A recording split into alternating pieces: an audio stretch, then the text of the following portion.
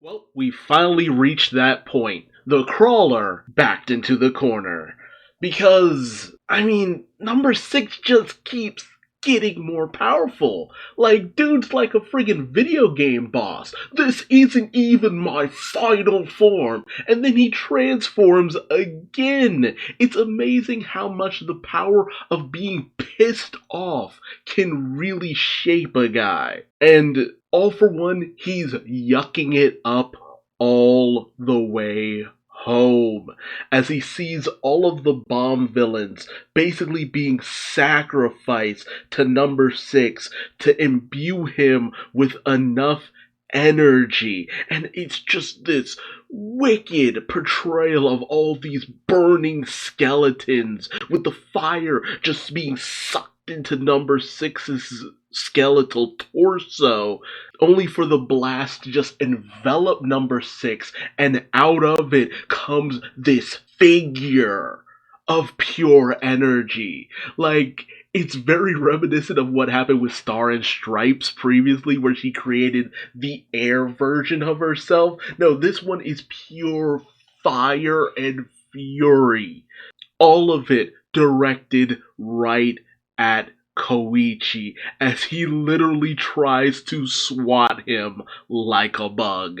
And Koichi just barely manages to dodge out of the way, but unfortunately he hits the ground and he hits it hard, and his leg broken. And before he can even really process it, in comes number six once again trying to stomp him. Koichi barely managing to dodge again, only to get his arm broken by debris. A few ribs cracked. He only manages to get away because with his 3-point glide, he's able to use it with his one good foot, his one good hand, and his butt, sliding away as best he can, but he's losing blood the entire time out of his busted up arm. So he goes racing off to find some form of cover. And Koichi, man, if he wasn't in bad shape before, because he was doing pretty well, but now this is officially above his pay grade.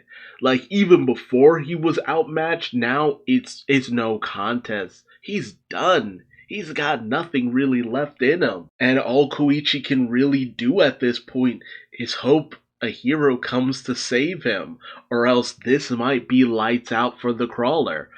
Meanwhile, number six makes his way to the building that Koichi is at, and all for one, still fascinated by everything that's going on. It's just like, okay, what will you do next? There's a lot of places for him to hide in an abandoned building, and he's really good at hiding. And this is coming from the hide-and-seek world champ himself. So he's just like, what will you do next, number six? How will you deal with Koichi, with the crawler? How will you make sure you execute your target this time? And number six, he feels it. He feels the heat. He feels his body burning in pain, just pure suffering at this point.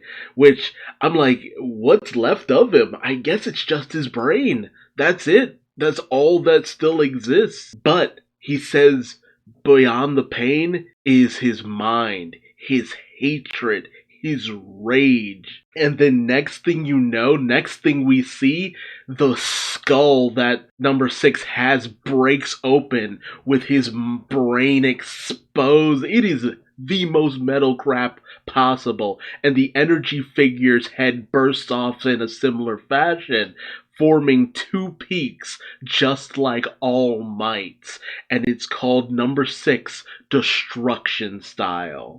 And I love that All for One finds it kind of funny. It's just like, ah yes, this is the conclusion you've reached for ultimate power, something akin to All Might, the symbol of unrelenting power, the power to smash all things to dust with overwhelming violence. And then number six goes in, power just emanating off its already powerful figure looming in the sky, and it just smashes down on the building that Koichi was in.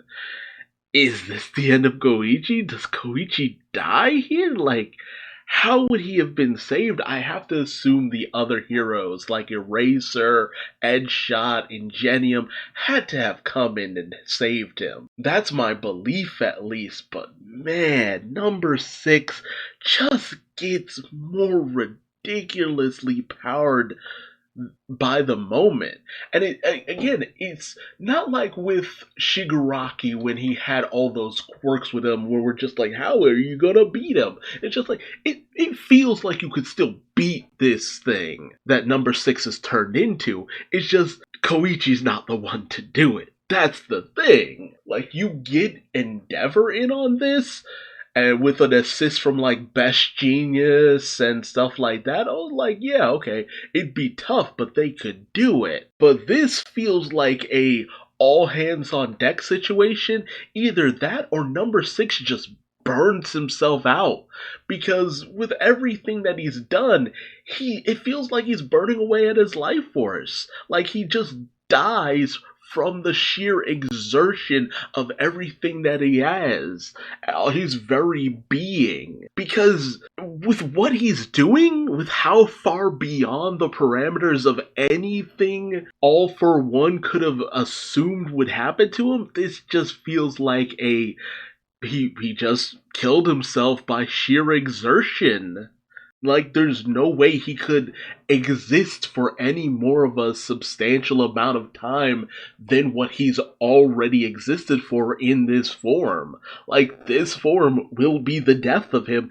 It really is just a matter of how long that's going to take, and if anyone can save Koichi before number 6 manages to do the do. But I'm curious, what do you think? Like, will number 6 just burn out before he's able to completely stomp Koichi? Will a hero come in and save Koichi and then take number 6 out? Maybe All Might taking him out with ease? Like, it really is anyone's guess, like with every chapter. I mean, I'm glad that Koichi kind of hit his limit on how much he could really overcome, because this, yeah, we've crossed the threshold of anything reasonable by now, and number 6 has damn near become a kaiju, almost like a god amongst mortals, which is just like, yeah, no, I don't think Icarus was meant to fly this close to the sun, and he's already burning up.